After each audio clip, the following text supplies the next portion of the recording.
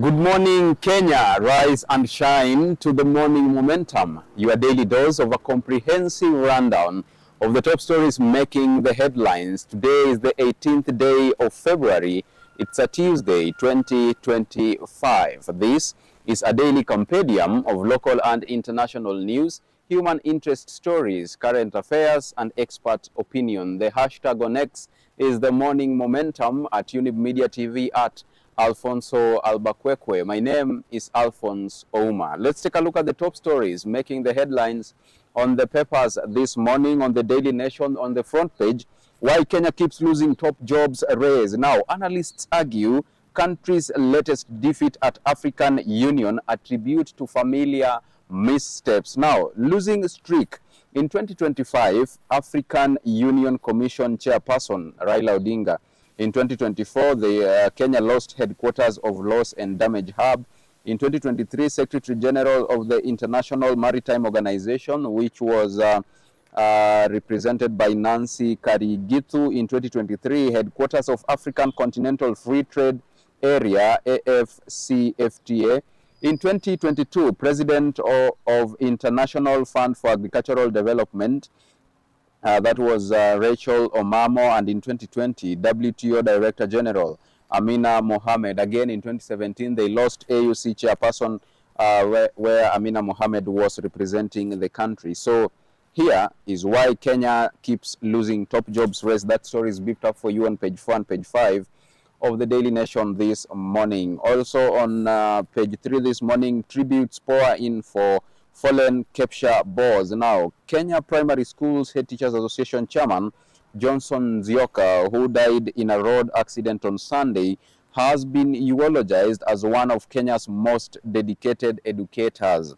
On page 6 this morning, Ruto yields to Raila on House committees, and allies of Mr. Odinga are now set to take up the leadership of some crucial committees previously chaired by lawmakers from the ruling Kenya Kwanza Alliance. On page 12 this morning, in matters health, aid cuts to fuel rise in new HIV infections. Now, ripple effect for funding reduction of the HIV program will result in a projection of about 60,000 new HIV infections by 2030, says Health CS. On page 10 this morning, the Dramville saga, tale of Waititu, illegal liquidation and 10 billion shillings land. You'll catch up with that on page 10. On the cover page this morning, principals want to resize school fees by 27,000 shillings. Now, 5,000 learners in day schools in principle do not pay tuition fees, but Kesha now wants them to pay 5,372 shillings annually.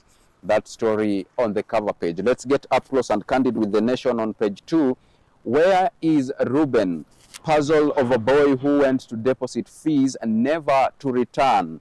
Now, family is traumatized following an unsuccessful search for their firstborn in Nairobi. Reuben Mbatha is a 17-year-old Form 4 student at St. Joseph's Boys National School in Kitale, Trans Nzoia. Now, Nairobi family is distressed over the whereabouts of their son, a student at St. Joseph's Boys National School, Kitale, who has been missing for more than a month now. Reuben Mbatha, 17-year-old Form 4 student at the school in Trans Nzoia, reportedly went missing from their Nairobi home on January 6th, just as schools were opening for the first time after the long December holiday break. You want to catch up with that on page 2. On page 3 of the Daily Nation this morning, big loss. Capture boss who died in a road accident at Athi River on Sunday, eulogized as a dedicated educator. Johnson Nzioka, the horror ending to a remarkable 38-year teaching career. The national chairman of the Kenya Primary Schools Head Teachers Association, Johnson Nzioka, who died in a road accident at Athi River along the Mombasa Road on Sunday, has been eulogized as one of the country's most dedicated educators who served diligently for 38 years. At the time of his demise, Mr. Nzioka was the head teacher of Donholm Comprehensive School in Nairobi County. You want to catch up with that on page 3. On page 4 this morning, Raila's AU defeat adds to Kenya's losing streak in hunt for global jobs. Analysts say some losses may be beyond Kenya but whether Kenya has learnt lessons from past bungled bids is debatable, with analysts now arguing the latest defeat was enabled by familiar missteps. Now, 19 French-speaking countries have led the AU for 19 of the past 23 years of its existence. You want to catch up with that on page 4. Let's move on and take a look at page 5. Interviews for IEBC posts to start in mid-March. Now, interviews for individuals seeking to serve as commissioners of the Electoral Commission will begin in mid-March, and the selection panel has been announced. The IEBC selection panel chairperson, Dr. Nelson Makanda, on Monday said oral interviews would run for 2 weeks. By the time the application window closed on February 15th, he said the selection panel had received a total of 1,848 applications for the positions of chairperson and commissioners. That story is beefed up for you on page 5 of the Daily Nation this morning. Let's take a look at page 6. Ruto yields to Raila in deal on leadership of key House panels. Meeting allows opposition lawmakers to chair crucial committees of the National Assembly. Azimio to drop quest to initiate an impeachment against Wetangula for declining to effect a court decision. Azimio to drop quest to initiate the impeachment against Wetangula again for declining to effect the court decision. The meeting allows opposition lawmakers to chair crucial committees of the National Assembly. 5 number of committees whose vice chairpersons Azimio is free to appoint. You will catch up with more of those insights at the National Assembly on page 6. On page 7 this morning, how senators are planning to nail corrupt governors. Now, lawmakers set to conduct physical inspection of never-ending projects. Committee recommends professional sanctions, stoppage of funds, and criminal investigations against county chiefs. You want to catch up with that on page 7 this morning. Let's take a look at page 8. Waititu fights from prison clinic to quash a sentence. Now, Waititu, wife and other co-accused found guilty of various offenses in 588 million shillings tender award. Former governor was sent to prison on Friday last week after failing to pay the fine. Jailed former Kiambu Governor Ferdinand Waititu is not admitted at Kenyatta National Hospital but is being treated at the industrial area prison, his lawyers have said. The ex-governor has also appealed against his sentence, citing 57 grounds he hopes will see his conviction quashed. Mr. Waititu began serving his 12-year jail term on February 14th after failing to raise 53.5 million shillings fine for pocketing over 25 million shillings in kickbacks for the award of a 588 million shillings tender during his tenure as county chief.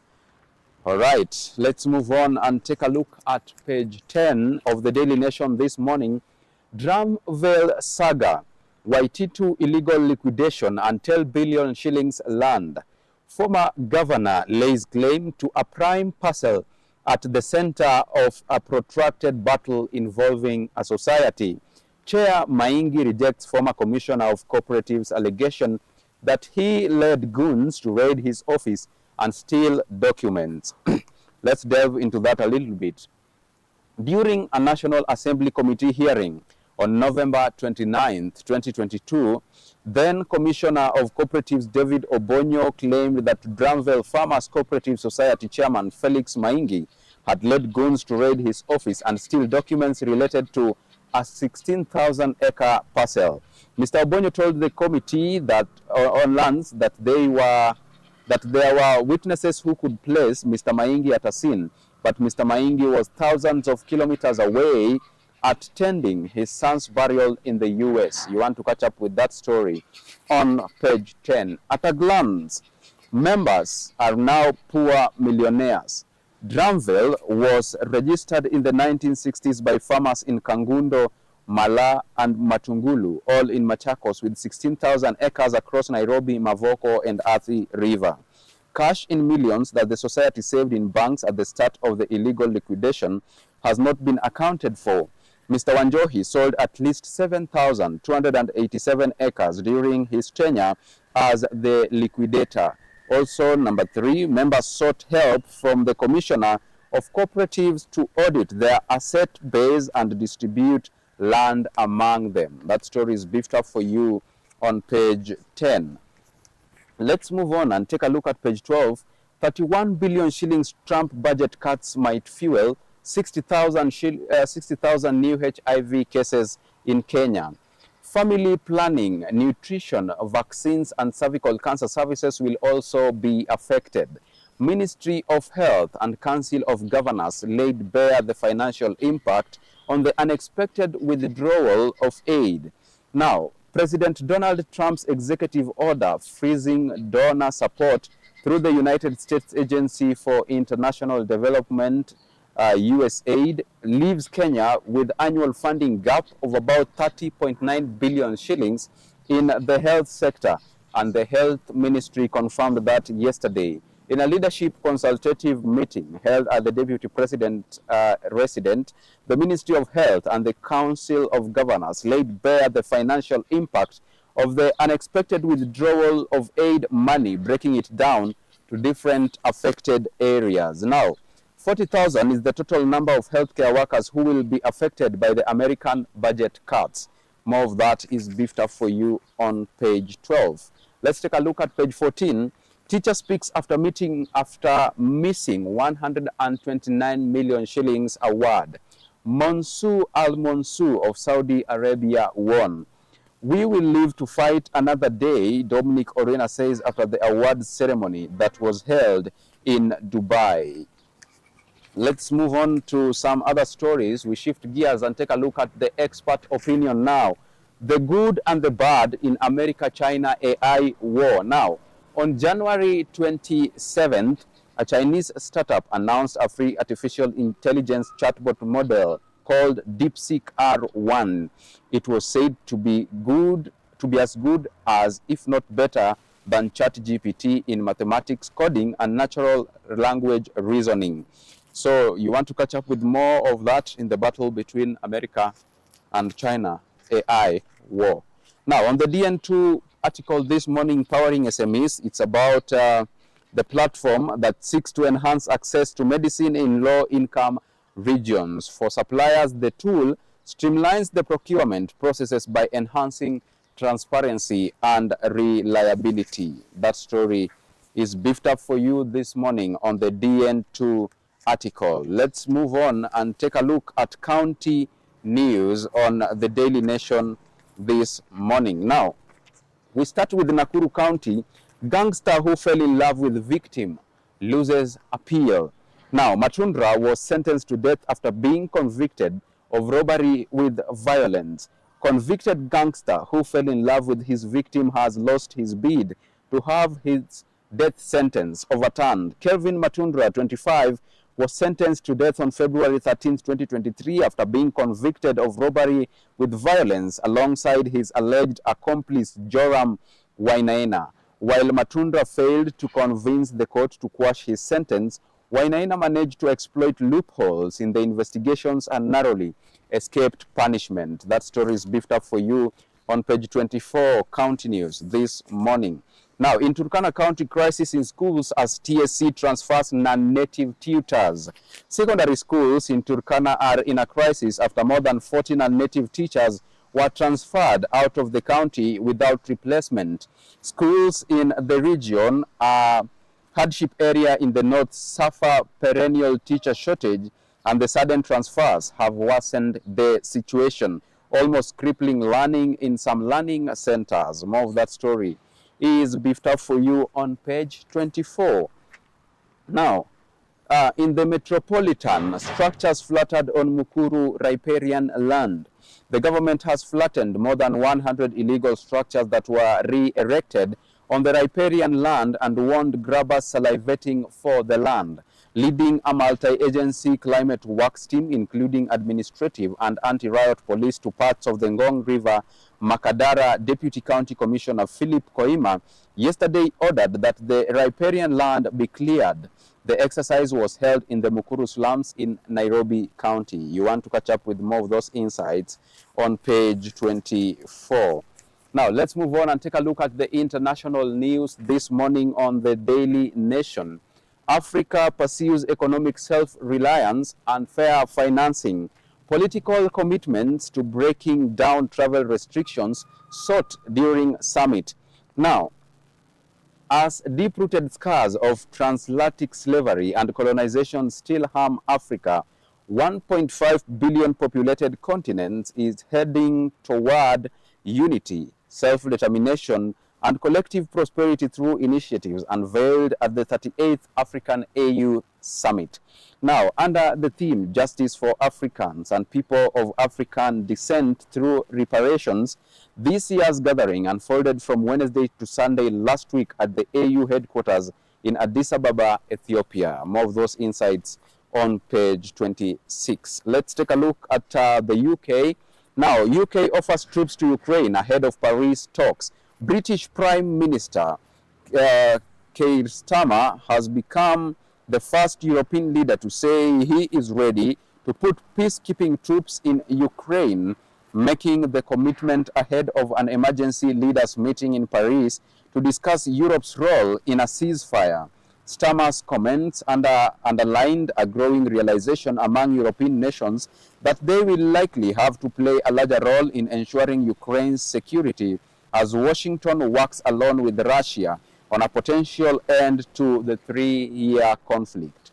You want to catch up with that on the international scene. Let's shift gears and take a look at business news now.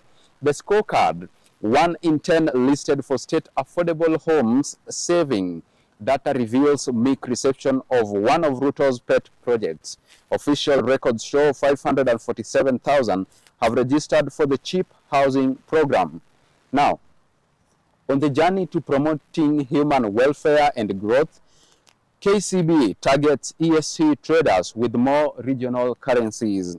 KCB Group will in the next few weeks add 4 more currencies for Kenya's neighbors to its multi-currency prepaid card as it seeks to serve more traders in the region.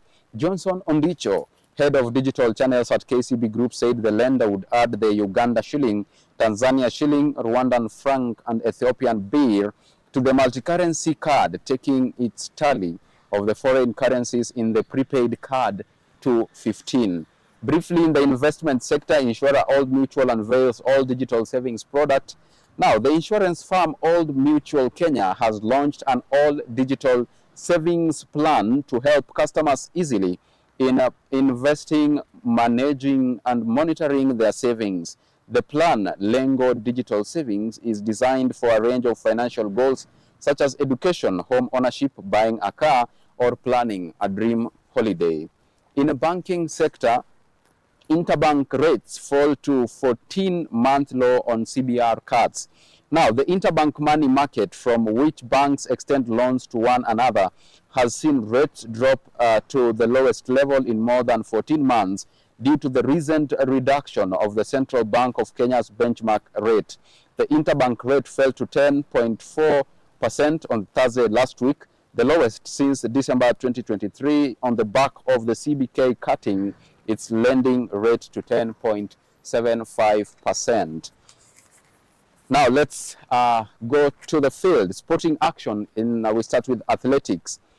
Kibiwot eyes bigger wins after historic 2024 season. Now, 29-year-old won bronze during last year's Paris Olympic Games. Father of 3 will use Saturday's event to warm up for the Diamond League, Kipkeino Classic, and World Championships. Kenya should honor Henry Rono's legacy. That story is beefed up for you on page 33. On page 34, final 5 local pros qualifiers. Kenya's lineup now complete. This is about golf. Now, Muthaiga, a beehive of activities as players register for the 56th edition of DP World Tour Tournament. Qualifier brings to a close dispute between local pros and Magical Kenya Open organizers over allocation of slots. In matters football, Shali Angachi balancing military duty and football. Since joining Ulinzi Starlets, she has won 4 major trophies. The 24-year-old opted against playing professionally in Europe and joined the military. That story is beefed up for you on page 35. Lastly, on the cover page of the Daily Nation this morning, school principals want fees raised by 27,000 shillings. Now, government accused of disbursing capitation late and partially. Secondary school heads say they are unable to meet operational costs as debts pile. Now, principals of secondary schools have submitted a proposal to the Ministry of Education that, if adopted, will see parents pay up to 27,000 shillings more to keep their children in school. The proposal follows inadequate capitation funds by the government, which has forced schools to rack up huge debts. Now, on another story on the cover page this morning, Kenya gets guest seat on global money laundering watchdog. Kenya has been picked to participate in the global money laundering and terrorist financing watchdog meetings and working groups for 1 year, offering a boost in its case to get out of the grey list as the first review falls due. The seat is part of the Financial Action Task Force, inaugural guest initiative that allows countries from the watchdog's regional bodies to participate in key meetings and engage directly in anti-money laundering, combating the financing of terrorism and proliferation financing interventions. Now, with that story of Kenya on global money laundering watchdog seat, we come to today's end of the Morning Momentum. Thank you so much for keeping us company right here and for choosing to watch the best youth television network in East and Central Africa. We do appreciate your time. Our heartfelt gratitude also goes to all those who made this broadcast a success. Raphael Wangila behind the lens, and the chief controller this morning has been Peninah Wachera. See you tomorrow, same time, same place. Until then, do have a beautiful Tuesday ahead of you.